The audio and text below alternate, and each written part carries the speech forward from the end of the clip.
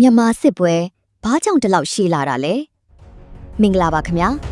ဒီနေ့ကျွန်တော်တို့ဆွေးနွေးသွားမယ့်အကြောင်းအရာကတော့မြန်မာနိုင်ငံရဲ့လက်ရှိစစ်ပွဲဟာဘယ်တော့ပြီးဆုံးနိုင်မလဲဘာကြောင့်ဒီလောက်ရှည်လာတာလဲဆိုတဲ့အကြောင်းအရာဖြစ်ပါတယ်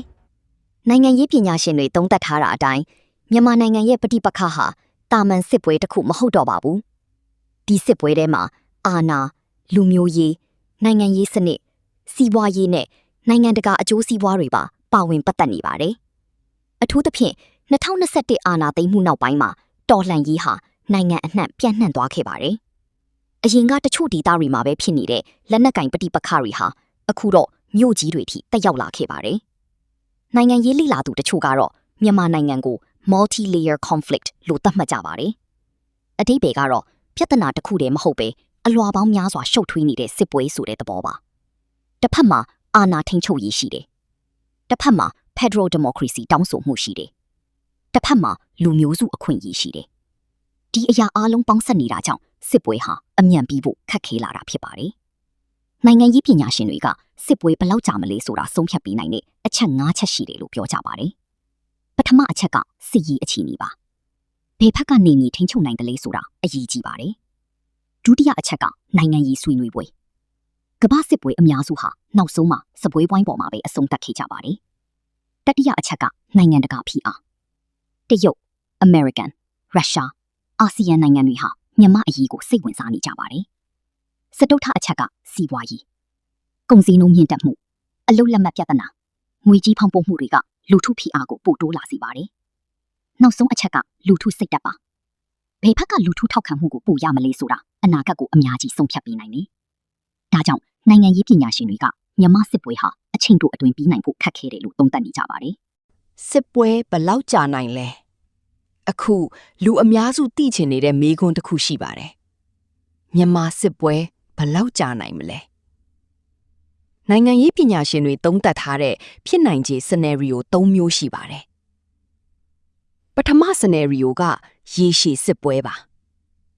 ဒီအခြေအနေမှာတစ်ဖက်ဖက်ကအပြည့်အဝအနိုင်မရဘဲတိုက်ပွဲတွေဆက်ဖြစ်နေမယ်နယ်မြေတွေအပြန်အလှန်သိမ်းမယ်စီးပွားရေးပိုဆိုးလာမယ်ပြည်သူဒုက္ခပိုကြီးလာမယ်နိုင်ငံရေးလိလာသူတချို့ကဒီ scenario ကိုအဖြစ်နိုင်ဆုံးလို့သတ်မှတ်ကြပါတယ်ဒုတိယ scenario ကနိုင်ငံရေးဆွေးနွေးပွဲဖြစ်လာခြင်းပါတစ်ချိန်မှာနှစ်ဖက်စလုံးစစ်ရေးနည်းနဲ့အပြည့်အဝမဖြေရှင်းနိုင်ဘူးဆိုတာသိလာရင်ဆွေးနွေးပွဲတွေဖြစ်လာနိုင်ပါတယ်ဒါပေမဲ့အဲ့ဒီလိုဖြစ်ဖို့အတွက်ယုံကြည်မှုတည်ဆောက်ဖို့လိုပါတယ်နိုင်ငံတကာကြားဝင်မှုတွေလိုပါတယ်အာဏာခွဲဝေမှုနဲ့ပတ်သက်တဲ့သဘောတူညီချက်တွေလိုပါတယ်တတိယ scenario ကအလျင်အမြန်အပြောင်းလဲပါစစ်ရေးစီးပွားရေးနိုင်ငံရေးတွေကတစ်ခုခုကြီးမားစွာပြောင်းလဲသွားရင်အခြေအနေဟာမမျှော်လင့်ထားတဲ့ပုံစံနဲ့မြန်ပြောင်းသွားနိုင်ပါတယ်ဥပမာစီးပွားရေးအလွန်ပြိုလဲသွားတာမျိုးနိုင်ငံတကာဖိအားကြီးမားလာတာမျိုးဒါမှမဟုတ်နိုင်ငံရေးအတွင်းပိုင်းပြောင်းလဲမှုတွေဖြစ်လာတာမျိုးပါ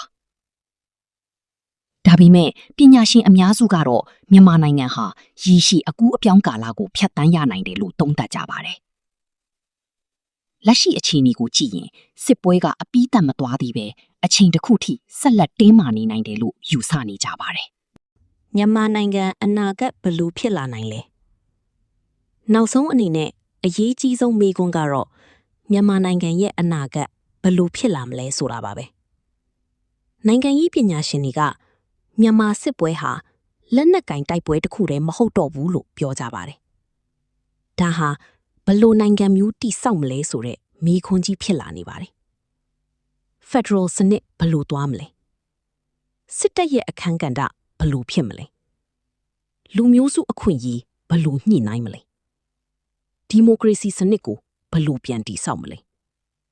ဒီမေးခွန်းတွေမဖြေရှင်းနိုင်သေးသရွေ့စစ်ပွဲဟာအပြည့်အဝပြီးဆုံးဖို့ခက်ခဲနိုင်ပါတယ်ဒါပေမဲ့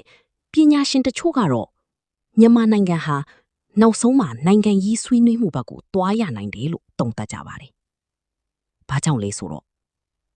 ရေရှည်စစ်ပွဲတွေဟာစီးပွားရေးကိုထိခိုက်စေတယ်လူထုဒုက္ခပိုကြီးလာစေတယ် နိုင်ငံတည်ငြိမ်မှုကိုပိုပျက်စီးစေပါတယ်။ဒါကြောင့်အနာဂတ်မှာငြင်းချမ်းရေးဆွေးနွေးမှုတွေပြန်ဖြစ်လာနိုင်တယ်လို့ခန့်မှန်းနေကြပါတယ်။ဒါပေမဲ့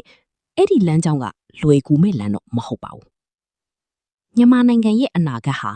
စစ်ရေးတစ်ခုတည်းနဲ့မဆုံးဖြတ်နိုင်တော့ပါဘူး။နိုင်ငံရေးစီးပွားရေး